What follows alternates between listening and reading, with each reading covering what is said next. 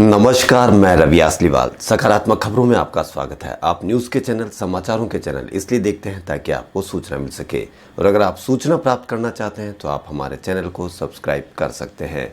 लेकिन यदि आपको ऐसे चैनल देखने हैं जिसमें सिर्फ किसी का अपमान होता हो, मन में गंदगी भरने का काम होता हो, और हाँ, आपको बच्चों की फीस से, बच्चों के रोजगार से और जो भी ऐसी देश में समस्याएं चल रही है उनसे तकलीफ नहीं हो, तो अब आप लड़ाई झगड़े की बहस भी देख सकते हो। लेकिन लड़ाई झगड़े की बहस भी तर्क वाली देखो या उसमें कोई तथ्य हो तब देखो।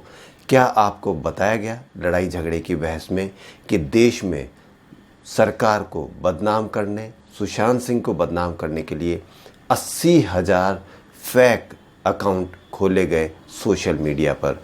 क्या किसी भी मीडिया चैनल पे एक बार भी इन पर बहस हुई कि ये 80,000 सोशल मीडिया पर अकाउंट किसने खोले या कौन इनके पीछे था? कितना बदनाम किया जा रहा है किसी भी व्यक्ति को, किसी भी सरकार को? तो इसके लिए आप सतर्क रहें। सरकार किसी की भी हो, जब सरकारों को बदनाम किया जा सकता है, जब किसी व्यक्ति को बदनाम किया जा सकता है, तो देखने वालों, दर्शकों, आप और हम बहुत छोटी सी चीज़ है। हमको तो इतना उड़ा दिया जाएगा कि आपको पता भी नहीं चलेगा, हमको पता भी नहीं चलेगा। तो इसलिए थोड़ा संभल कर देश की समस्याओं के बारे में बात करें, देश की समस्याओं के बारे में टीवी चैनल पे वही प्रोग्राम देखें, वरना वो मीडिया चैनल अपने कामों में लगे हुए हैं जिसका खामियाजा आपको और हमको ही भुगतना पड़ेगा। खामियाजा का आप पर क्या असर पड़ेगा पता नहीं, लेकिन अपने बच्चों पर क्या असर पड़ेगा इसका आप अंदाज़ा लगा सकते हो कि दिन भर कैसा माहौल वो देखेंगे तो उन बच्चों पर क्या असर पड़ेगा। तो इसलिए समय रहते छोड़ दोगे तो वह लोग, मीडिया लोग, सिर्फ और सिर्फ देश की समस्याओं के बारे में ही बात करेंगे, वरना वो आप अपने कामों में लगे हुए हैं जिसका खामियाजा एक न एक दिन हमको तो भुगतना ही पड़ेगा। तो इसलिए ऐसे चैनल सब्सक्राइब करें जिसमें न्यूज़ हो, समाचार हो। तो इसके लिए आपसे एक बार फिर निवेदन कि हमारे चैनल को सब्सक्राइब करें और बढ़ते हैं खबरों की ओर। देश में कोरोना मरीजों का आंकड़ा 67 लाख के पार हो गया। अब तक 67,54,189 लोग संक्रमित हो चुके हैं। 24 घंटे के अंदर 71,869 नए केस बढ़े। राहत की बात यह है कि अब तक 57,41,153 लोग ठीक हो चुके हैं। वहीं मंगलवार को 81,945 लोग ठीक होकर अपने घर गए। अभी 9,07,389 मरीजों का इलाज चल रहा है। बीते 19 दिनों में करीब 1 लाख एक्टिव केस कम हुए हैं, और इसी प्रकार मरीज कम आते रहे और ठीक ज़्यादा होते रहे तो हम बहुत जल्दी राहत की ओर बढ़ सकते हैं। 17 सितंबर को देश में सबसे ज़्यादा 10.17 लाख एक्टिव केस थे, जो अब घटकर 9.7 लाख हो गए हैं। वहीं अफगानिस्तान के आतंकी संगठन तालिबान के साथ शांति प्रक्रिया की बातचीत के मुख्य वार्ताकार अब्दुल्ला मंगलवार को भारत पहुंचे। 5 दिवसीय दौरे में अब्दुल्ला प्रधानमंत्री नरेंद्र मोदी, विदेश मंत्री एस जयशंकर और राष्ट्रीय सुरक्षा सलाहकार अजीत डोभाल से मुलाकात करेंगे। केंद्र सरकार ने 2 आदेशों के जरिए 11 केंद्रीय कानूनों को तत्काल प्रभाव से केंद्र शासित प्रदेश जम्मू कश्मीर में लागू करने की अधिसूचना जारी की है। साथ ही पूर्ववर्ती जम्मू कश्मीर राज्य का दर्जा बदल जाने के चलते 10 राज्य कानूनों की शब्दावली को भी संशोधित किया जाएगा।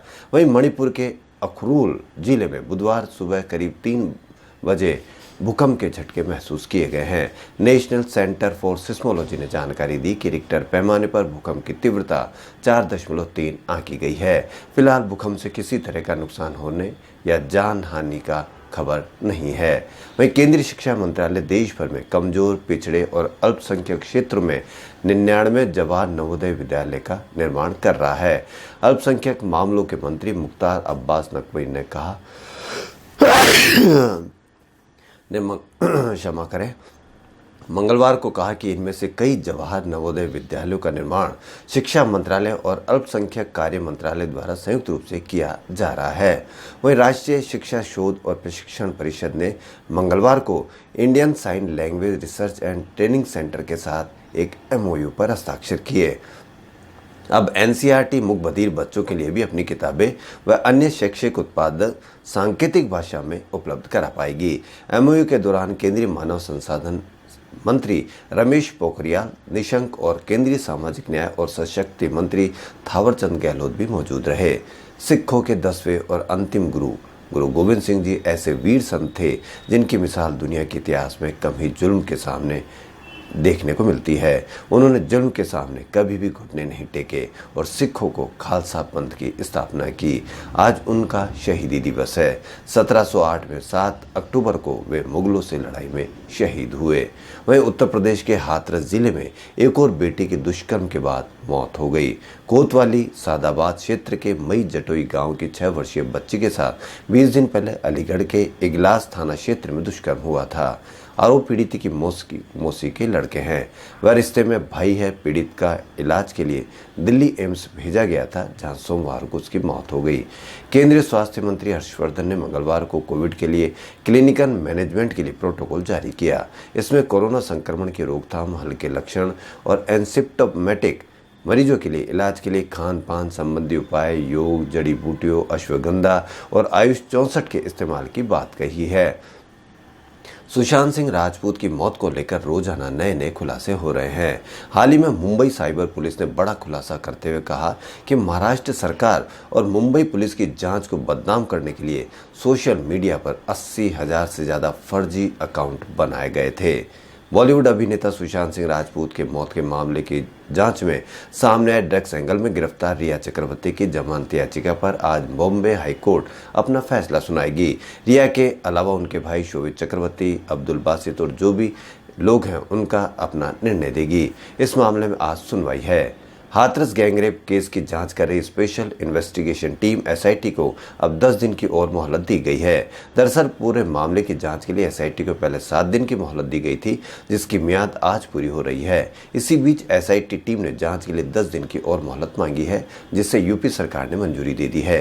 करीब 9 दिन बाद बुधवार यानी आज से मौद्रिक नीति की बैठक की शुरुआत हो रही है। 3 दिन तक चलने वाली इस बैठक के नतीजे 9 अक्टूबर को आने वाले हैं।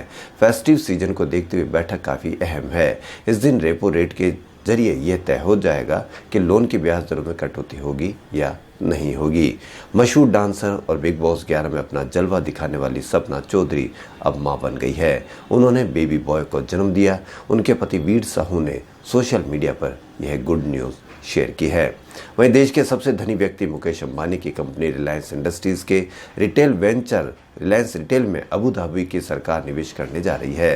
रिलायंस इंडस्ट्रीज की तरफ से दी गई जानकारी के मुताबिक अबू धाबी की सरकार की तरफ से निवेश करने वाले fund Abu Dhabi investment authority की तरफ से रिलायंस रिटेल में निवेश किया जा रहा है।